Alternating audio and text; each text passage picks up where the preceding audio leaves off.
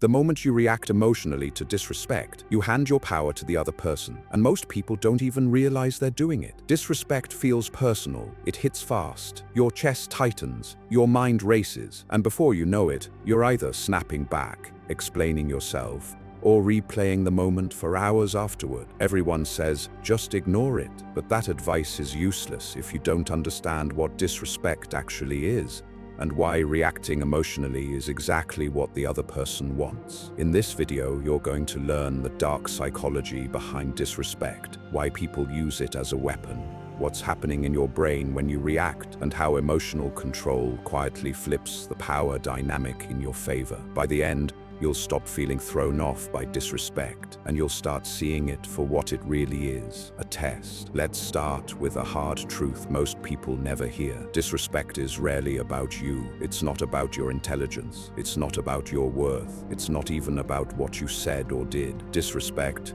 is about positioning. When someone disrespects you, they're trying to answer one question in their own mind. Where do I stand compared to this person? Disrespect is a probe, a poke, a psychological nudge to see how much emotional control you have. Because emotional control is social power. Think about it. Strong people don't need to disrespect others. Calm people don't need to belittle. Secure people don't need to provoke. Disrespect usually comes from insecurity, jealousy, or the need to feel superior, even if just for a moment. And here's where most people lose the game without realizing it. They react emotionally. The human brain treats disrespect like a threat. Your nervous system doesn't know the difference between physical danger and social danger. So when someone disrespects you, your body reacts before your logic does. Heart rate goes up, muscles tense, thoughts speed up. Your brain prepares for fight or flight. This is not weakness.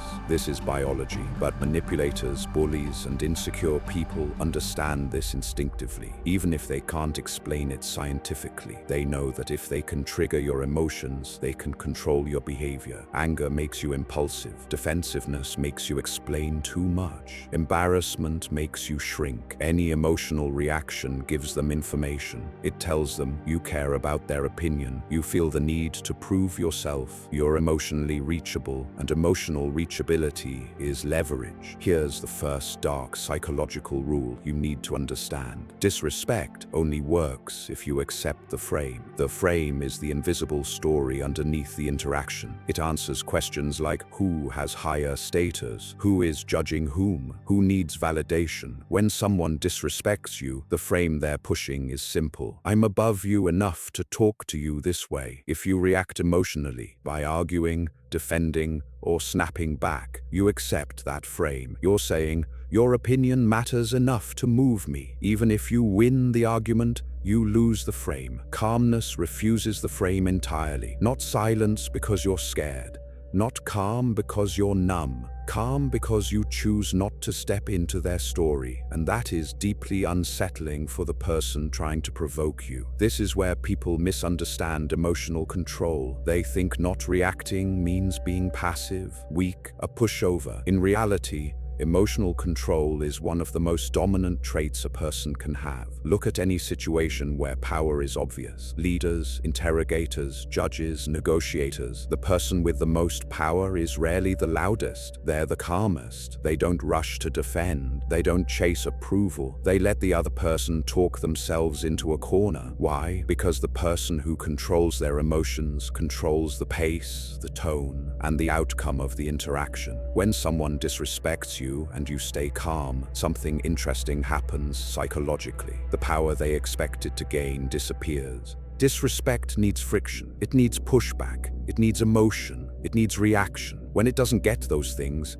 it collapses inward. The person who disrespected you suddenly feels exposed, awkward, uncertain. They threw emotional energy at you and it didn't land. Now they're holding it themselves. This is why silence, neutrality, or calm responses often make disrespectful people uncomfortable. They expected a fight, or fear, or submission. Instead, they got nothing. And nothing is terrifying to someone who needs attention or dominance to feel stable. Now let's talk about the most common trap people fall into after being disrespected: reactive respect seeking. This is when someone disrespects you, and your instinct is to regain respect by explaining yourself. You clarify what you meant, you justify your actions, you try to sound reasonable. In your mind, you're standing up for yourself. In their mind, you're proving you care. This is especially dangerous with manipulative or narcissistic people. They don't disrespect you by accident. They disrespect you to get a reaction, to feel powerful, to pull you into their emotional space. The moment you start explaining yourself to someone who disrespected you, you've already lost ground, because respect isn't negotiated emotionally. It's enforced through boundaries and behavior. So what does emotional non-reaction actually look like in real life? Because it's not just staying quiet and hoping for the best. There are levels to it. First level, internal control. Before you say anything, you regulate your body, you slow your breathing, you unclench your jaw, you relax your shoulders. This tells your brain that you're not under threat. And when the body calms,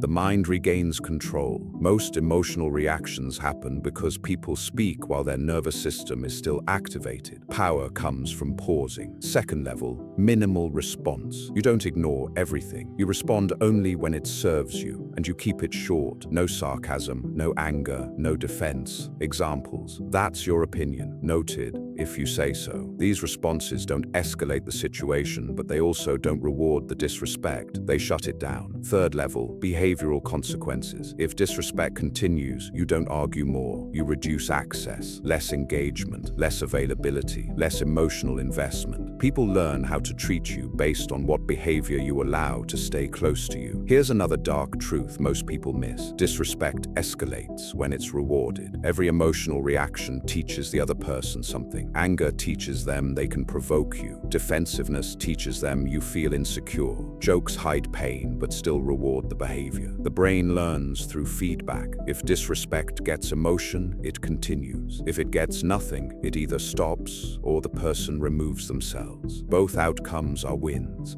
Let's talk about power dynamics, because disrespect almost always shows up when there's a shift. People disrespect when they feel inferior, ignored, threatened, out of control. Disrespect is an attempt to rebalance the scale. If you react emotionally, the scale tips in their favor. If you stay calm, the imbalance becomes obvious, not just to them, but to everyone watching. That's why emotional control isn't passive, it's dominant. You're saying, I don't need to fight you to win. One of the hardest parts of handling disrespect is what happens after the moment. You stay calm, but later your mind replays it. You think of better responses. You feel frustration building. You feel like you didn't stand up for yourself. This is called delayed anger, and it happens when calmness turns into suppression. The solution is not emotional reaction. The solution is delayed, controlled response. You don't confront in heat. You confront when you're calm, clear, direct, emotion-free. Example, that comment earlier wasn't okay. I expect respect. No yelling, no insults, no explanation, just reality. This approach hits harder than any emotional outburst ever could. Disrespect in relationships deserves special attention because emotions are already involved and silence can be misunderstood if it's not paired with boundaries. Here's the truth. If someone disrespects you and you explode, they learn you'll fight, but you'll stay. If someone disrespects you and you go calm, firm, and distant, they learn there's a line. Respect in relationships is not demanded emotionally. It's enforced calmly and consistently. Consistency is the key. Anyone can stay calm once. Power is staying calm every time. This brings us to one of the most important shifts you can make. Stop asking, how do I make them respect me? Start asking, why am I giving this behavior my energy? The moment you stop chasing respect, you often receive it, because people respect those who respect themselves quietly. Now let's talk about the ultimate psychological power move, unbothered consistency. Manipulative people thrive on unpredictability, emotional swings, explosions,